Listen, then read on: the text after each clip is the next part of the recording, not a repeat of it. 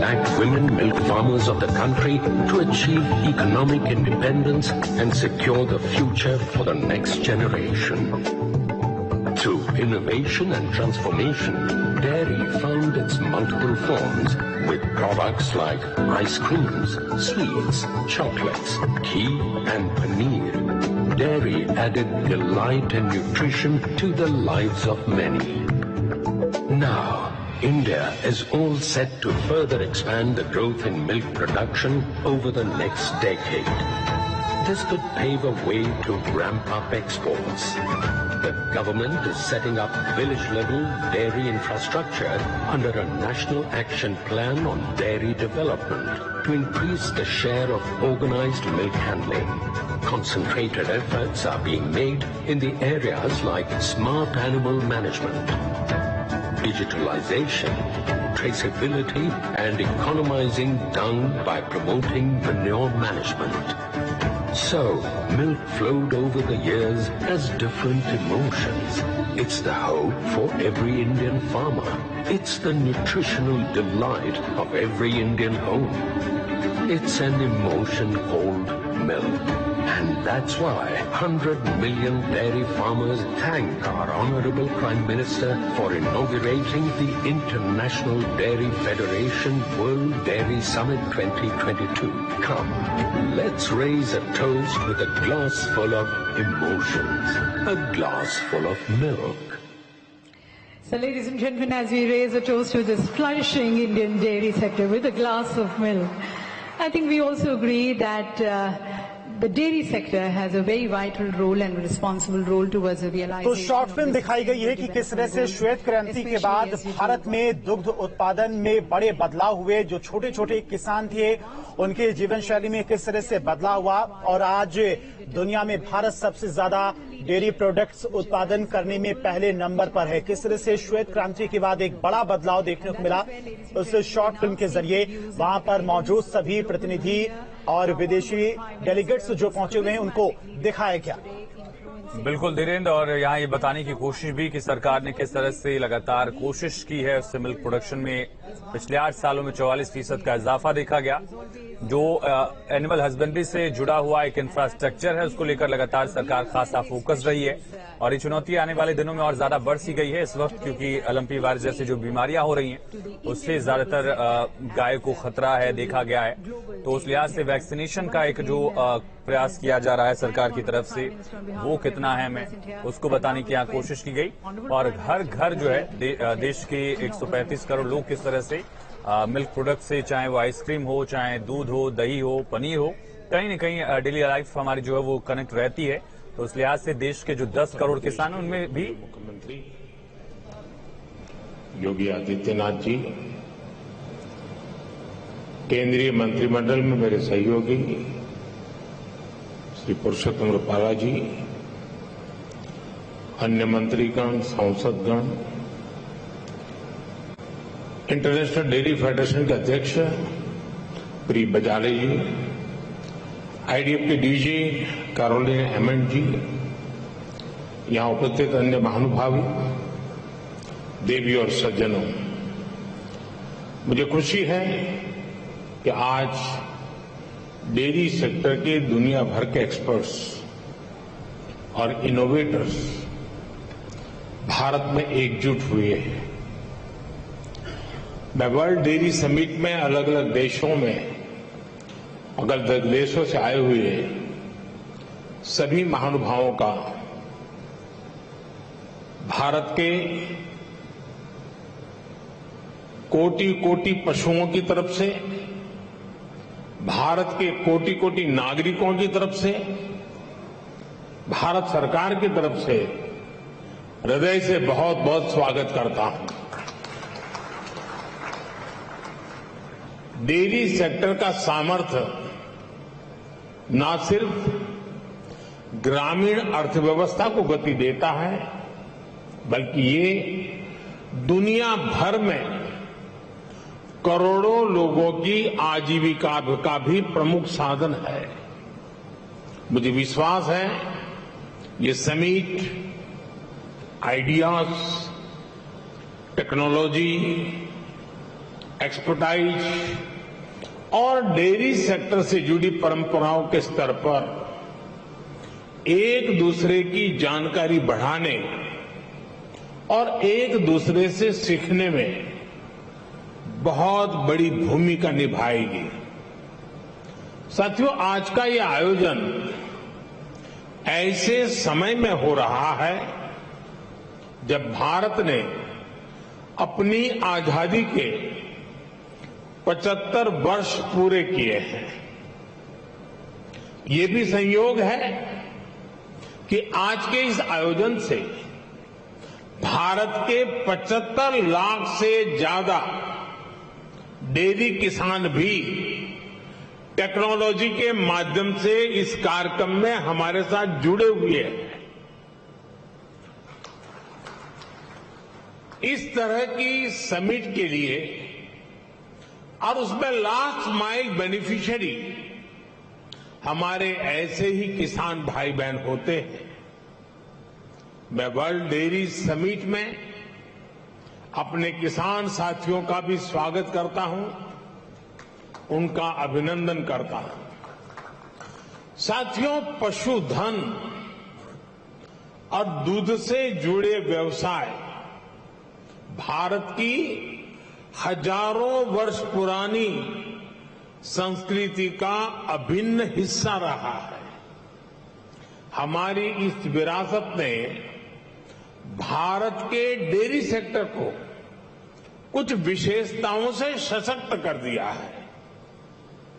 इस समिट में दूसरे देशों से जो एक्सपर्ट आए हैं, मैं उनके सामने इन विशेषताओं का विशेष रूप से उल्लेख करना चाहता हूं। साथियों, विश्व के अन्य विकसित देशों से अलग भारत में डेयरी सेक्टर की असली ताकत छोटे किसान है। भारत के डेयरी सेक्टर की पहचान मास प्रोडक्शन से ज्यादा प्रोडक्शन बाय मासिस की है। भारत में डेयरी सेक्टर से जुड़े अधिकांश किसानों के पास या तो एक पशु है, 2 है या 3 पशु है। इन्हीं छोटे किसानों के परिश्रम और उनके पशुधन की वजह से आज भारत पूरे विश्व में सबसे ज्यादा दुग्ध उत्पादन करने वाला देश है। आज भारत के 8 करोड़ से ज्यादा परिवारों को ये सेक्टर रोजगार मुहैया कराता है। भारत के डेयरी सेक्टर की यूनिकनेस आपको अन्य जगह पर शायद ही कभी कहीं मिल जाए। आज वर्ल्ड डेयरी समिट में इसका जिक्र मैं इसलिए भी कर रहा हूं क्योंकि विश्व के अनेक गरीब देशों के किसानों के लिए ये एक बेहतरीन बिजनेस मॉडल बन सकता है। साथियों, भारत के डेयरी सेक्टर की इस खासियत को एक और यूनिकनेस से जबरदस्त सपोर्ट मिलता है। हमारे डेयरी सेक्टर की दूसरी विशेषता है भारत का डेयरी कोऑपरेटिव सिस्टम। आज भारत में डेयरी कोऑपरेटिव का एक ऐसा विशाल नेटवर्क है जिसकी मिसाल पूरी दुनिया में मिलना मुश्किल है। ये डेयरी कोऑपरेटिव्स देश के 2 लाख से ज्यादा गांवों में करीब करीब 2 करोड़ किसानों से दिन में 2 बार दूध जमा करती है और उसे ग्राहकों तक पहुंचाती है। इस पूरी प्रक्रिया में बीच में कोई भी मिडलमैन नहीं होता और ग्राहकों से जो पैसा मिलता है उसका 70% से ज्यादा सीधा किसानों के जेब में ही जाता है। इतना ही नहीं, अगर मैं गुजरात राज्य की बात करूं तो ये सारे पैसे सीधे महिलाओं के बैंक अकाउंट में जाते हैं। पूरे विश्व में इतना ज्यादा रेशियो किसी और देश में नहीं है। अब तो भारत में हो रही डिजिटल क्रांति की वजह से डेयरी सेक्टर में ज्यादातर लेन देन बहुत तेजी गति से होने लगी है। मैं समझता हूं भारत की डेयरी कोऑपरेटिव्स की स्टडी, उनके बारे में जानकारी, डेयरी सेक्टर में डेवलप किया गया डिजिटल पेमेंट सिस्टम दुनिया के बहुत से देशों के किसानों के बहुत काम आ सकता है। इसलिए भारत के डेयरी सेक्टर की एक और बड़ी ताकत है, एक और यूनिकनेस है, हमारी इंडिजिनियस स्पीशीज। भारत के पास गायों की, भैंसों की जो स्थानीय ब्रीड है, वो कठिन से कठिन मौसम में भी सरवाइव करने के लिए जानी जाती है। मैं आपको गुजरात की बन्नी भैंस का उदाहरण देना चाहूंगा। ये बन्नी भैंस कच्छ के रेगिस्तान और वहां की परिस्थितियों से ऐसी घुल मिल गई है कि देखकर कई बार हैरानी होती है। दिन में बहुत ही भयंकर धूप होती है, बहुत गर्मी होती है, कड़क धूप होती है। इसलिए ये बन्नी भैंस रात के कम तापमान में घास चरने के लिए निकलती है। विदेश से आए हमारे साथी ये जानकर के भी चौंक जाएंगे कि उस समय बन्नी भैंस के साथ कोई उसका पालक, उसका किसान उसके साथ नहीं होता है। वो गांव के पास बने चारगांव में खुद ही जाती है। रेगिस्तान में पानी कम होता है, इसलिए बहुत कम पानी में भी बन्नी भैंस का काम चल जाता है। बन्नी भैंस रात में 10-10, 15-15 किलोमीटर दूर जाकर घास चरने के बाद भी सुबह अपने आप खुद घर चली आती है। ऐसा बहुत कम सुनने में आता है कि किसी की बन्नी भैंस खो गई हो या गलत घर में चली गई हो। मैंने आपको सिर्फ बन्नी भैंस का ही उदाहरण दिया है, लेकिन भारत में मुर्रा, मेहसाणा, जाफराबादी, नीली रवि, पंढरपुरी जैसी अनेक जात नस्लें भैंस की आज भी अपने अपने तरीके से विकसित हो रही है। इसी तरह गाय हो, उसमें गीर गाय, साहिवाल, राठी, कांकरेज, थारपारकर, हरियाणा, ऐसी कितनी गाय की नस्लें हैं जो भारत के डेयरी सेक्टर को यूनिक बनाती है। भारतीय नस्ल के ये ज्यादातर पशु क्लाइमेट कंफर्टेबल भी होते हैं और उतने ही एडजस्टिंग भी। साथियों, अभी तक मैंने आपको भारत के डेयरी सेक्टर की 3 यूनिकनेस बताई है जो इसकी पहचान है। छोटे किसानों की शक्ति, कोऑपरेटिव की शक्ति और भारतीय नस्ले पशुओं की शक्ति मिलकर एक अलग ही ताकत बनती है। लेकिन भारत के डेयरी सेक्टर की एक चौथी यूनिकनेस भी है जिसकी उतनी चर्चा नहीं हो पाती, जिसको उतना रिकग्निशन नहीं मिल पाता। विदेश से आए हमारे मेहमान संभवतः ये जानकर के हैरान हो जाएंगे कि भारत के डेयरी सेक्टर में women power women power 70% workforce का प्रतिनिधित्व करती है। भारत के डेयरी सेक्टर की असली कर्णधार विमेन्स हैं, महिलाएं हैं। इतना ही नहीं, भारत के डेयरी कोऑपरेटिव में भी 1/3 से ज्यादा सदस्य महिलाएं ही हैं। आप अंदाजा लगा सकते हैं, भारत में जो डेयरी सेक्टर 8.5 लाख करोड़ रुपए का है, जिसकी वैल्यू धान और गेहूं के कुल प्रोडक्शन से भी ज्यादा है, उसकी ड्राइविंग फोर्स भारत के ग्रामीण क्षेत्र में रहने वाली महिलाएं हैं, हमारी माताएं हैं, हमारी बेटियां हैं। मैं वर्ल्ड डेयरी समिट से जुड़ी सभी महानुभावों से भारत की नारी शक्ति की इस भूमिका को रिकॉग्नाइज करने, इसे विभिन्न वर्ल्ड प्लेटफॉर्म्स पर ले जाने का भी मैं आग्रह करूंगा। साथियों, 2014 के बाद से हमारी सरकार ने भारत के डेयरी सेक्टर के सामर्थ्य को बढ़ाने के लिए निरंतर काम किया है।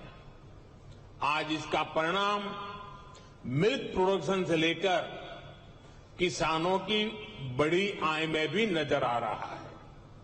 2014 में भारत में 146 मिलियन टन दूध का उत्पादन होता था। अब ये बढ़कर 210 मिलियन टन तक पहुंच गया है, यानी करीब करीब 44% की वृद्धि। आज पूरे विश्व में मिल्क प्रोडक्शन 2% की रफ्तार से बढ़ रहा है, जबकि भारत में इसकी रफ्तार 6% से भी ज्यादा है। भारत में दूध की पर कैपिटा अवेलेबिलिटी पूरे विश्व के औसत से कहीं ज्यादा है। बीते 3-4 वर्षों में ही भारत के छोटे किसानों ने बैंक खातों में हमारी सरकार ने करीब 2 लाख करोड़ रुपए सीधे ट्रांसफर किए हैं। इसका बहुत बड़ा हिस्सा डेयरी सेक्टर से जुड़े किसानों के खातों में भी आया है। साथियों, आज हमारा फोकस देश में एक संतुलित डेयरी इकोसिस्टम के निर्माण पर है। एक ऐसा इकोसिस्टम जिसमें हमारा ध्यान दूध और उससे जुड़े उत्पादों की क्वालिटी पर तो है ही, बल्कि दूसरी चुनौतियों के समाधान पर भी है। किसान को अतिरिक्त आय, गरीब का सशक्तिकरण, स्वच्छता, केमिकल फ्री खेती, क्लीन एनर्जी और पशुओं की केयर, ये सभी आपस में जुड़े हुए हैं। यानी हम डेयरी सेक्टर को, पशुपालन को भारत के गांवों में ग्रीन और सस्टेनेबल ग्रोथ का बहुत बड़ा माध्यम बना रहे हैं। राष्ट्रीय गोकुल मिशन, गोवर्धन योजना, डेयरी सेक्टर का डिजिटाइजेशन और पशुओं का यूनिवर्सल वैक्सीनेशन, इसी दिशा में हो रहे प्रयास है।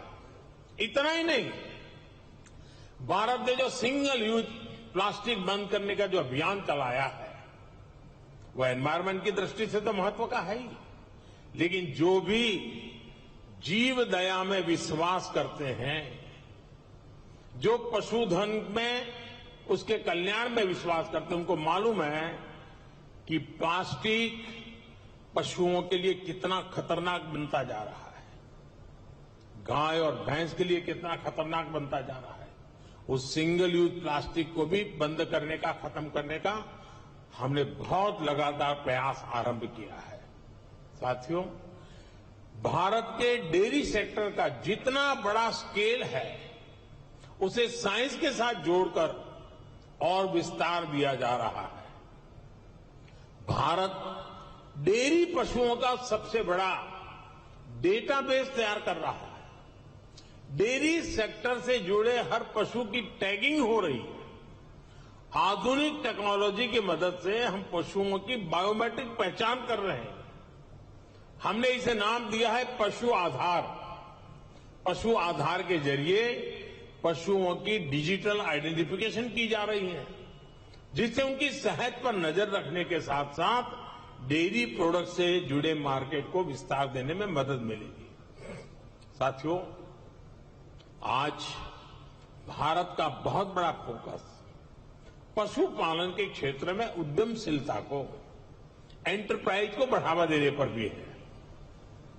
डेयरी सेक्टर से जुड़े छोटे किसानों की ताकत को हम फार्मर प्रोड्यूसर ऑर्गेनाइजेशंस और महिलाओं के सेल्फ हेल्प ग्रुप के माध्यम से एकजुट कर रहे हैं। इनको बड़ी मार्केट फोर्स बना रहे हैं। अपने युवा टैलेंट का उपयोग हम एग्रीकल्चर और डेयरी सेक्टर्स में स्टार्टअप्स के निर्माण में भी कर रहे हैं। आपको ये जानकर भी अच्छा लगेगा कि भारत में बीते 5-6 साल में एग्रीकल्चर और डेयरी सेक्टर में 1000 से अधिक स्टार्टअप बने हैं। साथियों, भारत किस तरह अनोखे प्रयास कर रहा है, उसका एक उदाहरण गोबर धन योजना भी है। अभी हमारे रूपाला जी ने गोबर का इकोनॉमी में बढ़ता महत्व का वर्णन किया था। आज भारत में पशुओं के गोबर से बायोगैस और बायो सीएनजी बनाने का एक बहुत बड़ा अभियान चल रहा है। हमारी कोशिश है कि डेयरी प्लांट्स अपनी जरूरत की अधिकतर बिजली गोबर से ही पूरी करें। इससे किसानों को गोबर का भी पैसा मिलने का रास्ता बन रहा है।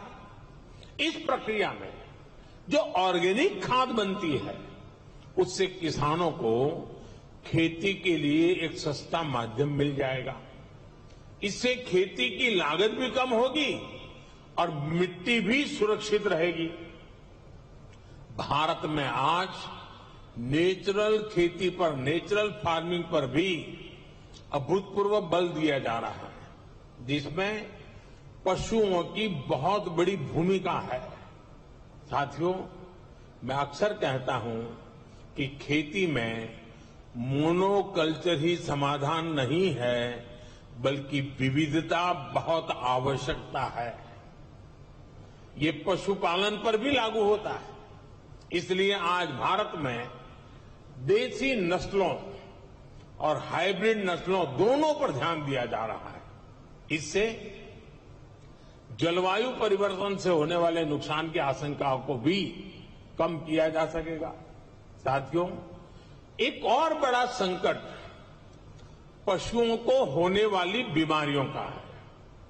पशु जब बीमार होता है तो एक किसान के जीवन को प्रभावित करता है, उसकी आय को प्रभावित करता है। ये पशुओं की क्षमता, उसके दूध और इससे जुड़े दूसरे उत्पादों की क्वालिटी पर भी असर डालता है। इसलिए भारत में हम पशुओं के यूनिवर्सल वैक्सीनेशन पर भी बल दे रहे हैं।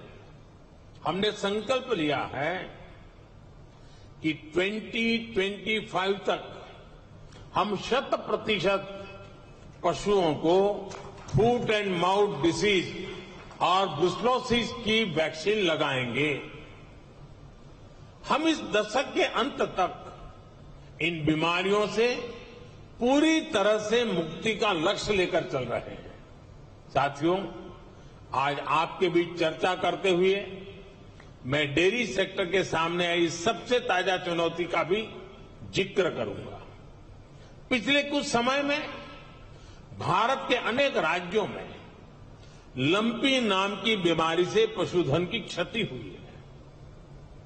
विभिन्न राज्य सरकारों के साथ मिलकर केंद्र सरकार इसे कंट्रोल करने की पुरजोश कोशिश कर रही है। हमारे वैज्ञानिकों ने लंपी स्किन डिसीज की स्वदेशी वैक्सीन भी तैयार कर ली है। वैक्सीनेशन के अलावा जांच में तेजी लाकर पशुओं की आवाजाही पर नियंत्रण रखकर उस बीमारी को काबू करने की कोशिश की जा रही है। साथियों, पशुओं का वैक्सीनेशन हो या फिर दूसरी टेक्नोलॉजी, भारत पूरी दुनिया के डेयरी सेक्टर में कंट्रीब्यूट करने के लिए और सभी साथी देशों से सीखने के लिए हमेशा तत्पर रहा है।